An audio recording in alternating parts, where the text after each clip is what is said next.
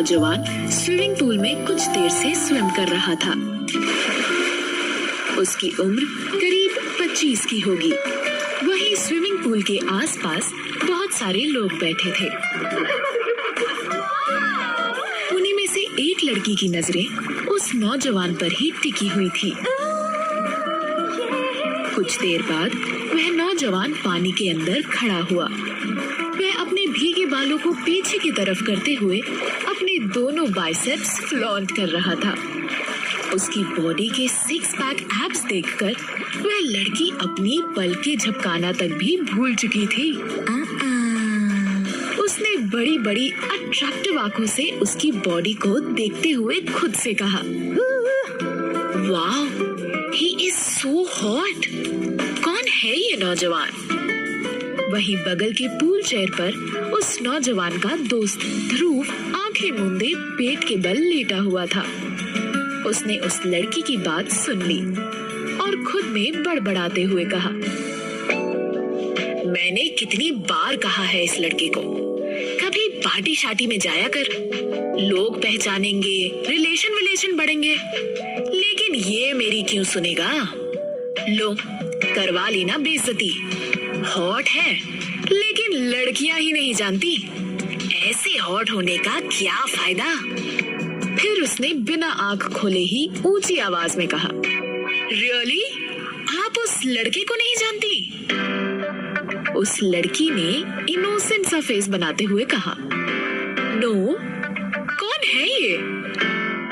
ध्रुव ने उस नौजवान की तरफ देखते हुए कहा, ये है कपूर इंडस्ट्रीज के ओनर अहम कपूर। तभी उसने देखा कि वह लड़की अपनी चेयर से उठी और अहम की तरफ बढ़ी।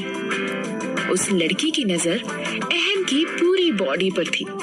उसकी नजरें उससे हट ही नहीं रही थी। अहम पुल के किनारे खड़ा होकर टॉवल से अपने गीले बाल पोंछने लगा। अचानक उस लड़की ने पीछे से उसे प्यार से पुकारा, हे अहम। अहम तुरंत पीछे मुड़ा और वहाँ एक लड़की को खड़ा देखा जो उसे अजीब तरीके से घूरे जा रही थी। अहम को उसकी आंखों में लस्ट साफ नजर आ रहा था। वह लड़की अहम के इतने करीब थी कि वह जल्द से जल्द किसी भी तरह उसकी बॉडी को टच करने के लिए उतावली हुए जा रही थी। उसने अहम के हाथ से टॉवल लेने की कोशिश करते हुए कहा, लाओ, मैं तुम्हारा सर पोंछ दूं। उसने टॉवल लेने की कोशिश में अहम के हाथ को टच कर लिया। अहम को उसका बिहेवियर जरा भी अच्छा नहीं लगा। उसने उस लड़की से उस टॉवल को वापस लेने के लिए जानबूझकर जोर का झटका दिया। वह लड़की अचानक झटके से खुद को संभाल नहीं पाई और सीधे स्विमिंग पूल में जा गिरी। वह पूल के अंदर जोर जोर से चिल्लाने लगी, अहम, मुझे बाहर निकालो, अहम। लेकिन अहम उसकी कहाँ सुनने वाला था। वह उस लड़की को स्विमिंग पूल में छोड़कर चेंजिंग रूम की तरफ बढ़ गया। वहीं आसपास बैठे लोग उस लड़की को देखकर जोर जोर से हंसने लगे। यह देखकर ध्रुव तुरंत अपनी जगह से उठा और चेंजिंग रूम की तरफ बढ़ गया। अहम अब तक अंदर घुस चुका था। ध्रुव बाहर खड़े होकर अनजान बनता हुआ बोला, क्या हुआ? तुमने उसे पानी में क्यों ढकेल दिया? अहम थोड़ा स्ट्रिक्टली बोला, मैंने उसे नहीं ढकेला, वो खुद ही पूल में जा गिरी। लोग खुद को संभाल नहीं पाते हैं और दोष दूसरों का देते हैं। ध्रुव ने अपना सिर पकड़ लिया और बोला, अरे यार, किस मिट्टी के बने हो तुम?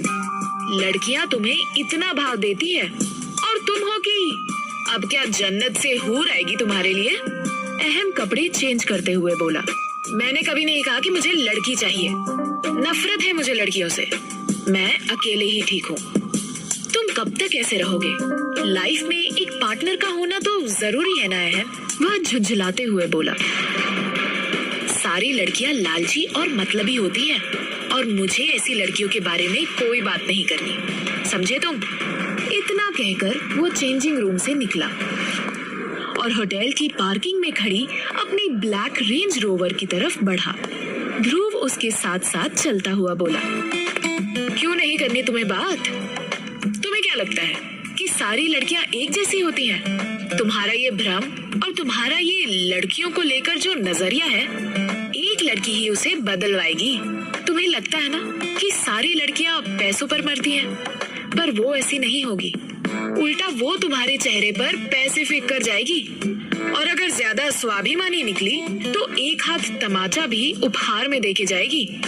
अहम ने कॉन्फिडेंटली ध्रुव से कहा, ऐसी लड़कियां, वो भी आज के टाइम में? चल देखते हैं, तेरे ये चैलेंज को भी मैं एक्सेप्ट करता हूँ। इतना कहकर उसने अपनी गाड़ी का गेट बंद किया और होटल पार्किंग से निकल गया।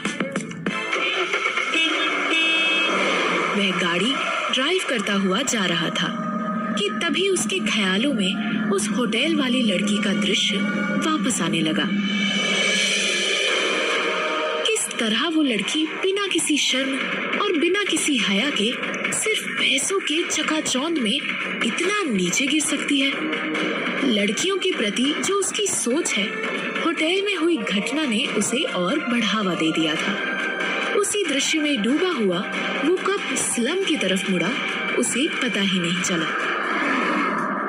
अचानक उसकी गाड़ी एक ब्रेकर पर उछली और अहम का ध्यान भंग हुआ। जैसे ही सामने की तरफ उसका ध्यान पड़ा, उसने तेजी से ब्रेक मारा, लेकिन बचते बचते उसकी गाड़ी रोड साइड खड़ी एक खटारा गाड़ी से जो टकराई। वह तुरंत गाड़ी से उतरा।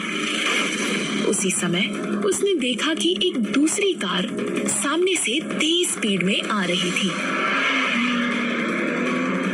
और रास्ते में एक बच्चा कचरा उठा रहा था। वह चिल्लाता उससे पहले ही कार के साइड बोनट से बच्चे की टक्कर हो गई।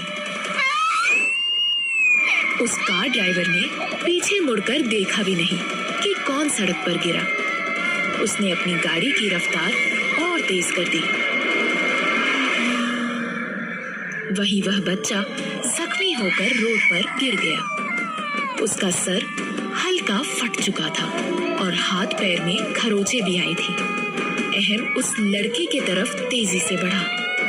वह बच्चा जमीन पर गिरते ही जोर जोर से चिल्लाने लगा। बच्चे की चिल्लाने की आवाज सुनकर कुछ दूरी पर खड़ी एक लड़की की नजर उस बच्चे पर गई और वह तेजी से दौड़ी। अहम से पहले वह लड़की वहां पहुंच गई। इस बीच काफी लोग वहां इकट्ठे हो गए।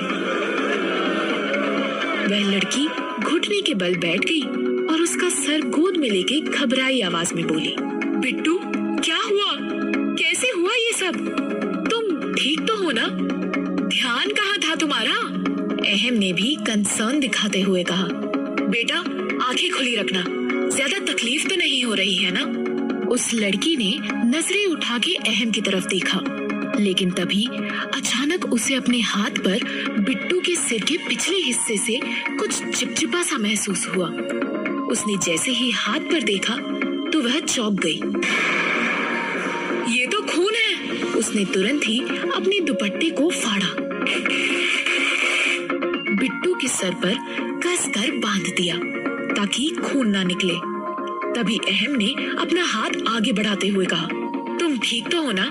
मैं अभी तुम्हें हॉस्पिटल ले चलता हूँ। ये सुनते ही उस लड़की ने हैरानी से अहम की तरफ देखा और फिर उसकी गाड़ी की तरफ देखा। उसे लगा कि शायद उसी के गाड़ी से बिट्टू की टक्कर हुई है। वह उसके बराबर में खड़ी हो गई और गुस्सा करते हुए ऊंची आवाज में बोली, ये तुम्हें ठीक दिख रहा है? अंधे हो क्या? ऐसी गाड़ी चलाता है कोई? अमीर हो तो क्या गाड़ी हवा में दौड़ाओगे? अहम हैरानी से उसकी तरफ देख रहा था। वह समझ ही नहीं पा रहा था कि वह लड़की उसे क्यों डांट रही है। वही वह लड़की उसे बुरा भला कहे जा रही थी। अहम ने मन ही मन सोचा, कहीं ये लड़की पैसे पाने के लिए तो मुझ पर एक्सीडेंट करने का ब्लेम नहीं डाल रही है। ऐसा विचार आते ही उसने तुरंत उस लड़की से कहा, कितना पैसा चाहिए तुम्हें? पैसे की बात सुनते ही उस लड़की ने आश्चर्य से अहम की आंखों में देखा और फिर एक जोरदार थप्पड़ उसके गाल पर जड़ दिया। अहम हैरानी से उसे देखता रह गया। वहां खड़े लोग भी बस मूक दर्शक बने रहे। क्या एक थप्पड़ से शुरू होने वाली है प्यार या तकरार की ये कहानी, या आएगा कोई नया मोड़? क्या है अहम का लड़कियों से नफरत करने का रहस्य? जानने के लिए सुनिए प्यार या तकरार का अगला एपिसोड।